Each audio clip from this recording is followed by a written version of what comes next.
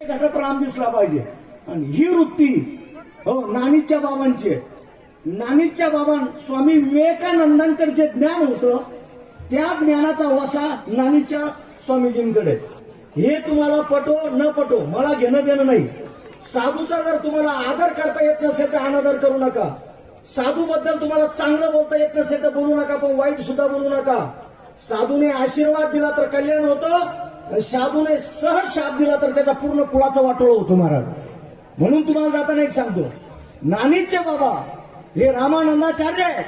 अरे स्वामी विवेकानंदांनी त्या काळात शिकागो मध्ये धर्म परिषद गाजवली आणि आज परत 2020 मध्ये आपली भगवी पताका खांद्यावर घेतली.